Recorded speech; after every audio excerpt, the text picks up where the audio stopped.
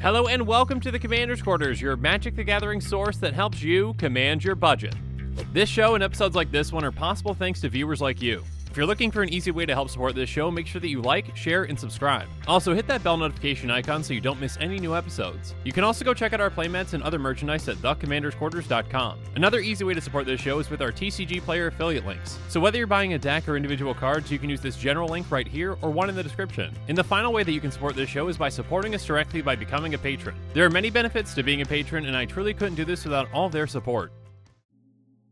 Apologies if you've already heard this note in a recent episode, I just want to make sure that everyone's up to date, so I'm saying it again. Hey everyone, so today's just going to be a bit different. For various reasons, I'm not recording in my normal studio and therefore will not be as boisterous as I usually am. And actually, many of you might appreciate that, so yeah, there's that. Also, for various other reasons, I'm going to have to make these episodes today quite a bit quicker than I usually do. So they might not be as in-depth as previous quick takes, and actually there's going to be a lot of previews coming out today, so I'm going to try my best to keep up and to do these as well as I can. Regardless, as always, thanks for your understanding, and thanks for putting up with me, and let's jump into the episode. So this episode's actually going to be on Vrondiss, Rage of Ancients, which is a 5/4 Dragon Barbarian that costs 3 red-green. It has Enrage. Whenever it's dealt damage, you may create a 5/4 red and green Dragon Spirit creature token with, when this creature deals damage, sacrifice it. And whenever you roll 1 or more dice, you may have Vrondiss deal 1 damage to itself. So this commander actually seems really powerful, and I think there's a lot of potential here. In a way, this kind of reminds me of Omnath Locus of Rage, and actually, funnily enough, both of them have Rage in their names, so there's that. But yeah, both are going to be making big tokens. Unfortunately, the tokens here are actually going to be sacrificed after they deal damage, but yeah, a 5/4 flyer that can still dish out some damage and then just leave, you're going to get a lot of use out of that still. Now, obviously, there are plenty of ways that you can actually get that Enraged trigger, and the first one is actually just even on the card. Whenever you roll 1 or more dice, you may have Vrondiss deal 1 damage to itself. Now, unfortunately, when it comes to actual cards that you can choose that allow you to roll dice, you are limited to this set, at least for now. Maybe in the future we'll have other sets that actually deal with rolling dice. And while that still can be impactful, I don't think you should be building your entire deck based around rolling dice, but, you know, do whatever you want to do. Of course, there are some cards from this set that can be very impactful with this that do deal with rolling dice though. For example, Down the Wild Mage is a 3/2 Elf Shaman, and whenever it attacks, you choose target creature you control, then you roll a d20. If you roll between a 1 and a 14, you create a tapped and attacking token that's a copy of that creature, except it's not legendary and it has exile this creature at the end of combat. And if you roll a 15 through a 20, you create one of those tokens, then you roll again. So obviously with this, you're going to be rolling a dice whenever you attack with it, so yeah, you can get that Enraged trigger just by having your commander deal 1 damage to itself. On top of that, you can actually make a token copy of your commander, and if you're lucky enough to roll a 15 to a 20, you can roll again. So you can actually get a lot of creatures out of this with some token copies of your commanders, and even more dragons. Again, there are going to be some cards that can help this commander out with actually rolling dice, but again, there's not going to be an overwhelming amount that you can just build an entire deck around that most likely. That being said though, of course there are plenty of ways to actually activate that Enraged trigger. The most simple one being something like Prodigal Pyromancer. Prodigal Pyromancer is a simple 1/1 human wizard that can tap to deal 1 damage to any target. So this type of creature can obviously just ping your commander whenever you want to, and when you do that you can make that dragon token. That's a lot of value for just tapping one creature.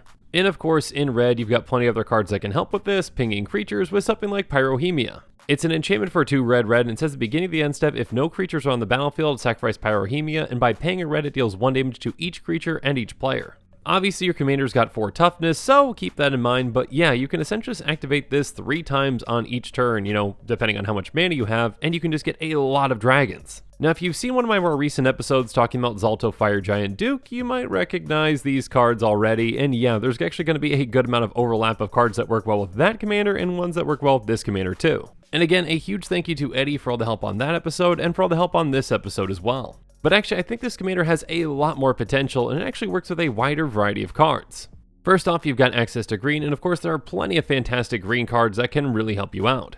Secondly, Dragon is definitely a creature type that has a lot of support in Magic, and there are a lot of fantastic Dragon cards out there that can be very impactful with this commander.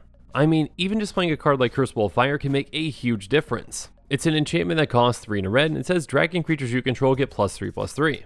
So first off, yes, your commander is a dragon, so this is going to pump your commander into an 8/7, which first off, that is a 3-shot kill on any of your opponents, and more importantly though, it's going to be able to take a lot more pings to make you a lot more dragons. And of course, on top of that, with all those dragons that you are making, this is going to be pumping them as well, making them 8/7s. So even though you're going to have to sacrifice them after they hit a player, you're going to dish out even more damage with them. And actually, there are plenty of ways within these colors to actually take advantage of those creatures dying as well, especially with something like Stalking Vengeance.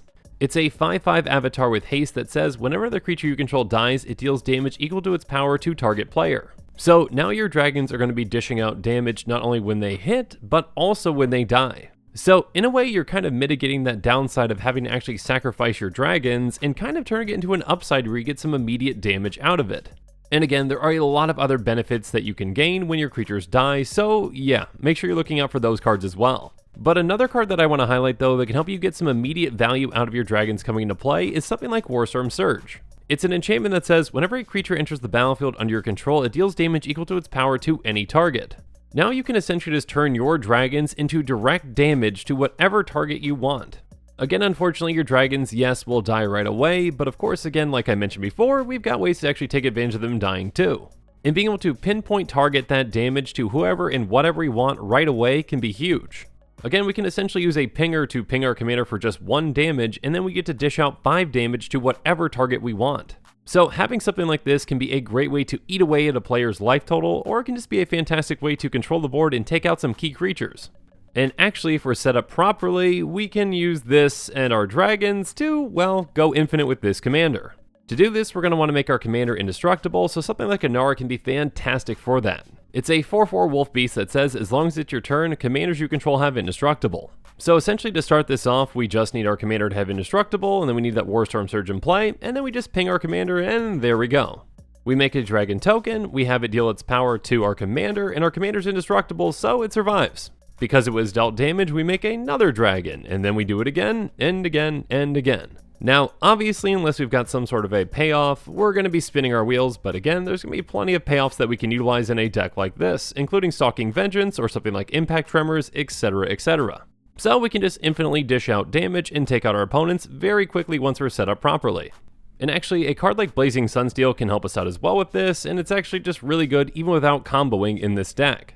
Blazing Sunsteel says whenever a equipped creature is dealt damage, it deals that much damage to any target. So again, if we ping our commander for 1 with one of our pingers, we can then utilize that damage and have our commander ping itself for another 1. And we can just have it keep pinging itself up until the point when it's going to die, because again, yeah, it's only got 4 toughness. But if we've got ways to increase its toughness, or again, if we make it indestructible, we can obviously do this more than once.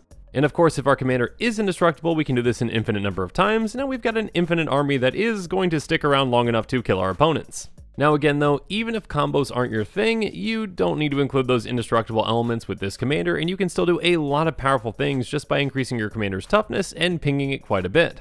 Now, one more card you should definitely be considering, if it's within your budget, is the very fantastic Terror of the Peaks. Unfortunately, this card is currently around $16 or $17, so yeah, it's not going to be going in any of my decks anytime soon, but it might be going into one of yours.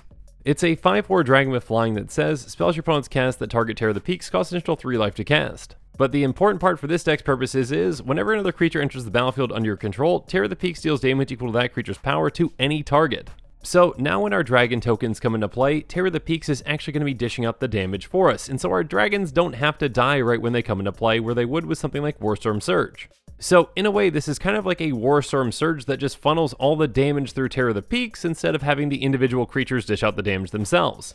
So you still get to dish out a ton of damage and keep your tokens around, and yeah, again, if you've got the budget for it, this is a fantastic card for this commander. And of course, again, if you make your commander indestructible, this can easily go infinite with it, just pinging your commander, and then, another creature comes into play, and then you ping your commander again, and so on and so forth. Again, this commander has a ton of potential, and the more and more dice cards that come out, the more options you're going to have going in that path, but even without dice, you just have a lot of cards that can really help it out. Again, even just a simple creature that pings for just 1 damage can have a huge impact in this deck. Even though those 5/4 dragons are going to die when they actually deal damage, that's going to be okay because they're still going to dish out a lot of damage for you.